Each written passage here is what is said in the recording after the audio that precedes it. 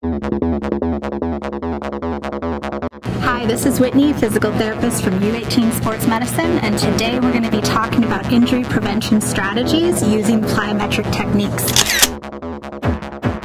that are relevant for preventing lower extremity injuries in soccer players and football players. So the first exercise we're going to start with is a plyometric jump that's geared at helping to recruit the posterior hamstrings and the posterior kinetic chain.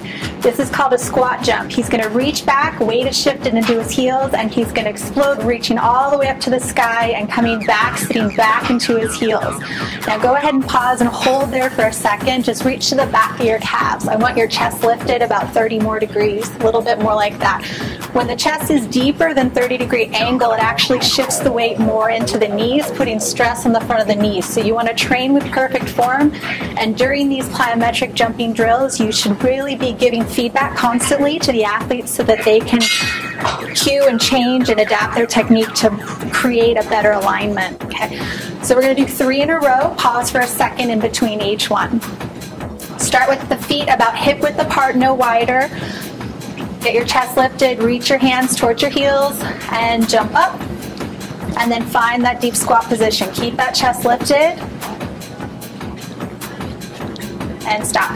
Now Matt's doing a really good job. There are 3 principles of plyometric training. One is that he's going to jump and land in line.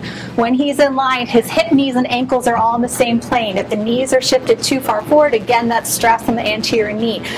Go ahead into the squat position. There you go. The second principle is that he's jumping and landing in a deep athletic position.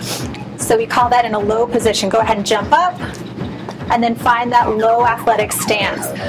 The angle of his knee is, he's pretty much at 90 degrees. When we see athletes that are unable to jump and recruit enough quad hamstring control to access that deep angle below 60 degrees of flexion, it actually puts a higher stress on their ACL. So it's really critical for the athlete to go and be able to control and hold a stance position in a squat at about 60 to 90 degrees depth. When you get past 60 degrees, you actually change the function of the quad, and it helps to pull posteriorly and supports the ACL and is protective of the ACL. So the athletes that play soccer and do a lot of cutting and rotational skills, same thing for football. When they're out and doing a lot of torsion, non-contact injuries tend to come from lack of control in the knees in those areas. Go ahead one more time. Up.